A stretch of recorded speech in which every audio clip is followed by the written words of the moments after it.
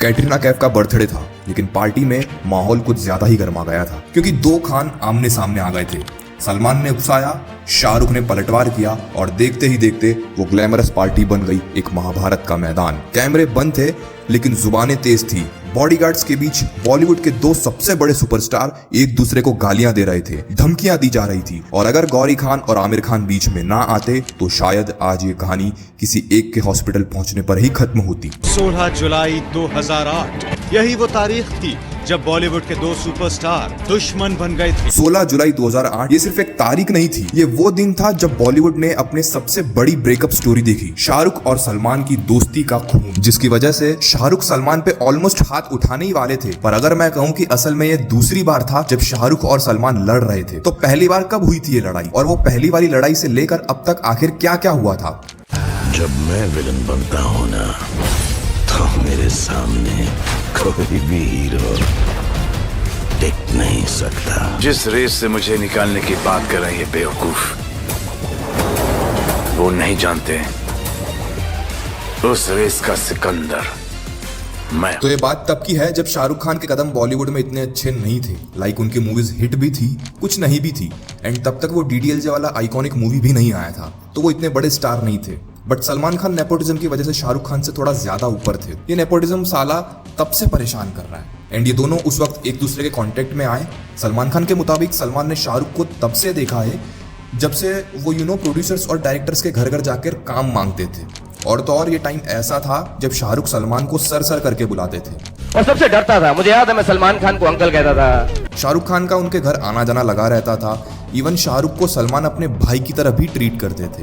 मैं उनकी बहुत रिस्पेक्ट करता हूँ क्योंकि जब मैं मुंबई आया था तो उनके माँ बाप ने, माता पिता ने, उन्होंने, उनके घर वालों ने मेरा, मेरी बीवी का, हम सबका बहुत ख्याल रखा। और जब थोड़े वक्त बाद शाहरुख का सिक्का चला और वह फेमस हो गए तो सलमान ने उनके साथ एक कॉलैब भी किया जो एक सुपर डुपर हिट मूवी हुई, करण अर्जुन। और इस मूवी के बाद कई प्रोड्यूसर्स ने ट्राई किया इन दोनों को साथ में कास्ट करने का, बट किसी में इतना दम या इतना पैसा नहीं था। बट एक साउथ के प्रोड्यूसर के.एस. अध्याम सक्सेसफुल रहे इन दोनों को एक मूवी में फिर से साथ लाने के लिए, एंड हमें मिली वो मूवी हम तुम्हारे हैं सनम। ये मूवी 1997 में ही बननी स्टार्ट हुई थी, पर रिलीज होते होते 6 साल लग गए।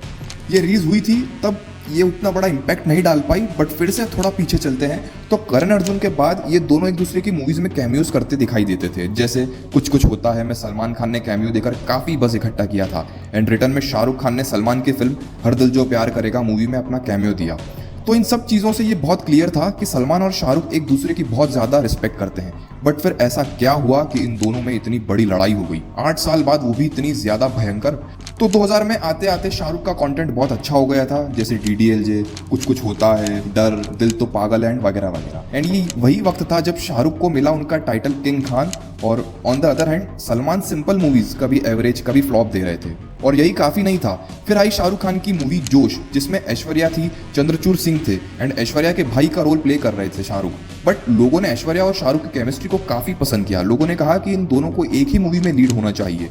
एंड फिर आई 5 महीने बाद YRF की मोहब्बतें, जो कि एक मैसिव सुपरहिट थी। मोहब्बतें आदि ने एक्चुअली दिलवाले के बाद उनकी सेकंड फिल्म दिलवाले दुल्हनिया ले जाएंगे। ये पहली बार था जब शाहरुख खान और अमिताभ बच्चन जैसे दो स्टार्स एक साथ एक मूवी में आए थे, मगर ऐश और SRK की केमिस्ट्री को सबने बहुत पसंद किया। मेरी एक कहानी थी जो कंप्लीट नहीं हुई थी ऐश्वर्या के साथ। अब हर जगह सिर्फ SRK और ऐश्वर्या के ही चर्चे हो रहे थे। इससे पहले ऐश्वर्या की सलमान के साथ हम दिल दे चुके सनम मूवी आई थी, जहां ये मूवी काफी अच्छी थी, बट केमिस्ट्री की बात उतनी नहीं थी जितनी शाहरुख और ऐश की। शाहरुख को पता था कि अब इस केमिस्ट्री को लीवरेज करना पड़ेगा। उस वक्त शाहरुख खान ने एक प्रोडक्शन हाउस खोला था जूही चावला के साथ, ड्रीम्स अनलिमिटेड, जिसकी पहली मूवी फिर भी दिल है हिंदुस्तानी बॉक्स ऑफिस पर पिट गई थी, और इवन अशोका एंड 1, 2 का 4 भी फ्लॉप हो गई थी।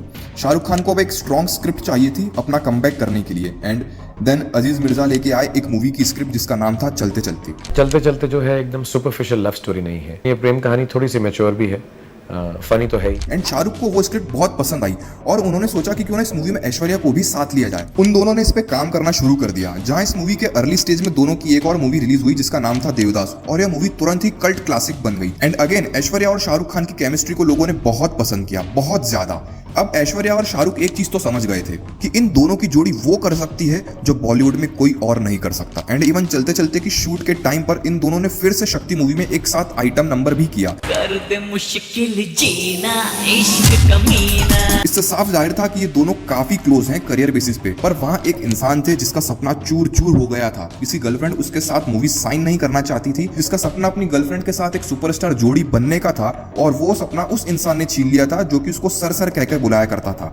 Eight even point of time जहाँ ऐश्वर्या सलमान खान को अवॉइड कर रही थी, और सलमान श्योरली यही चाहते होंगे कि जैसे वह शाहरुख के साथ उस पॉइंट पर खड़े थे जब कोई नहीं था, शायद शाहरुख भी उस टाइम पर उस पॉइंट पर सलमान के साथ खड़े होंगे। बट शाहरुख अपना पूरा इन्वेस्टमेंट ऐश्वर्या पर लगा चुके थे। वो अपने दोस्त के लिए उसकी जीएफ को उसकी मूवी से नहीं निकाल सकते थे। टॉक्सिक बॉयफ्रेंड हो सकता है, टॉक्सिक दोस्त नहीं। जोश, Mohabbatein, Devdas and enjoyed working together. Aishwarya और शाहरुख हर जगह प्रमोशंस वगैरह में साथ दिखने लगे, और इन चीज़ों की वजह से ये ज़रूर सर्टेन था कि एक ना एक दिन यह ज्वालामुखी ज़रूर फटेगा, और ऐसा ही हुआ।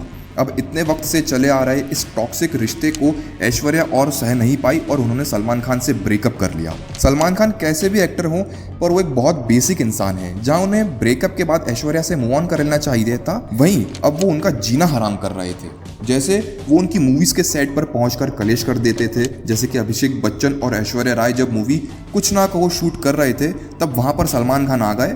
शूटिंग पे उन्होंने एक सीन क्रिएट कर दिया, एंड इवन जब अभिषेक बच्चन बीच में आए तो उन्होंने उन पे भी चिल्ला दिया। बट ये तो एक छोटी स्टोरी थी। उसके बाद जो हुआ वो इतना क्रिटिक था कि लोगों ने सलमान को बॉलीवुड का बैड बॉय कहना शुरू कर दिया, और वो थी शाहरुख और सलमान की पहली पब्लिक फाइट।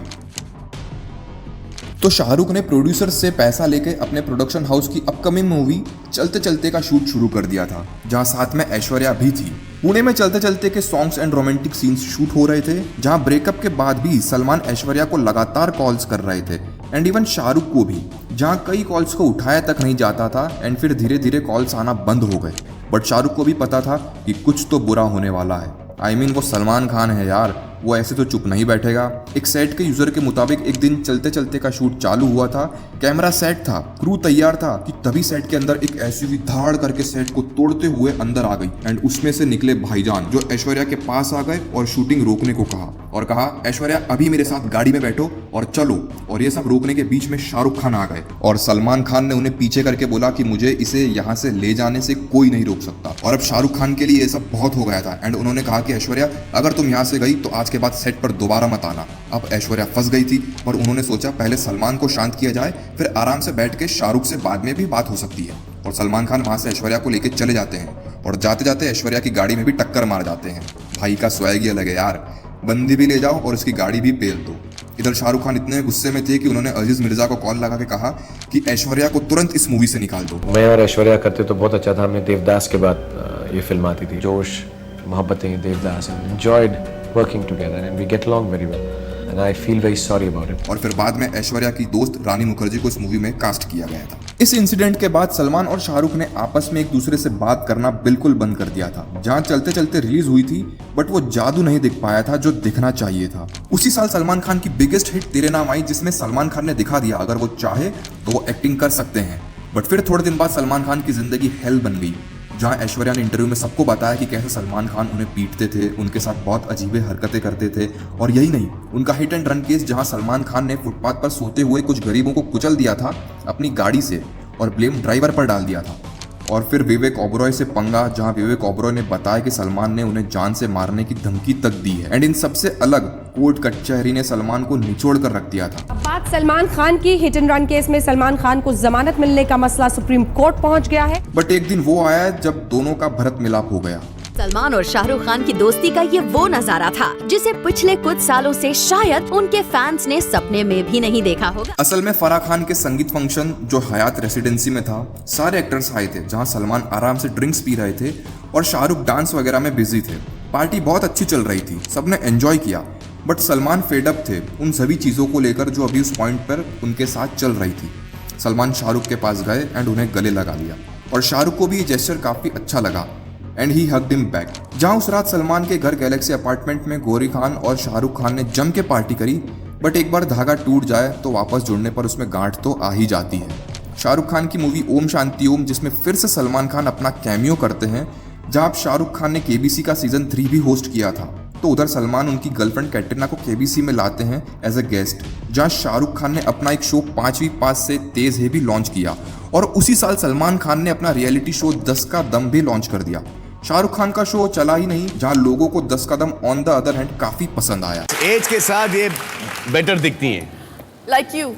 मैं जहां एक तरफ सलमान के शो में ग्रोथ दिखी, वहीं शाहरुख के शो में डाउनफॉल हुआ। और अब सलमान ने सोचा कि मैंने शाहरुख के लिए इतने कैमियोज दिए हैं तो शाहरुख एक बार तो मेरी मूवी में आ ही सकता है, राइट? तो उन्होंने शाहरुख खान को कॉल किया ये पूछते हुए कि क्या तुम मेरी movie mister and Mrs Khanna में कैमियो करना चाहोगे?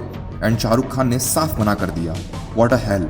शाहरुख और इस रिजेक्शन के बाद दोनों के बीच अजीब सी खामोशी छा गई और फाइनली वो दिन आया जिस दिन बॉलीवुड ने दो सुपरस्टार्स को लड़ते हुए देखा। 16 जुलाई 2008 को कैटरीना कैफ का बर्थडे था, जिधर काफी स्टार्स इनवाइटेड थे एंड शाहरुख खान को भी इनवाइट किया गया था। शाहरुख को सलमान ने नहीं, कैटरीना ने खुद इनवाइट किया था। जहां अब ये दोनों पार्टी में एक दूसरे से बात करने लग गए।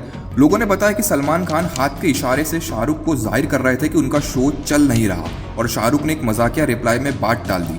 बट थोड़ी देर बाद फिर सलमान खान ने वही जेस्चर अपने हाथ से किया और इस बार शाहरुख खान ने ऐसा रिप्लाई दिया जो बिलो द बेल्ट चला गया। एंड इन्हीं चीज़ों से एक चेन रिएक्शन शुरू हुआ, ओपनहाइमर जैसा, और ये बातें धमकियां और गालियों में बदल गई।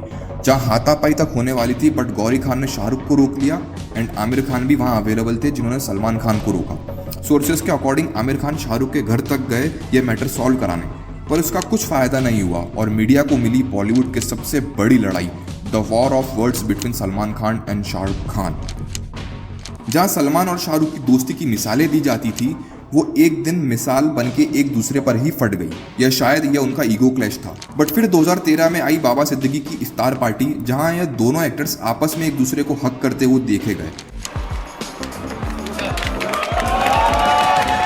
दोनों आए, दोनों गले मिले, दोनों का दिल वो दिल से अपने मिले, उसमें मैं नहीं समझता हूँ अच्छी बात हुई ना एक तरह से। जहाँ फिर ये दोनों एक्टर्स काफी स्क्रीन शेयर्स करते हुए देखे गए, जैसे Zero, Tubelight, Pathaan, Tiger 3 and finally सुबह का भूला अगर रात को घर आ जाए तो उसे भूला नहीं, सलमान खान और शाहरुख खान कहते हैं। कितनी अजीब बात है यार कि कभी कभी सिर्फ अपना सोच के हम दूसरों का सब कुछ बर्बाद कर देते हैं। थोड़ी सी अनबन भी बहुत बड़ी बन जाती है।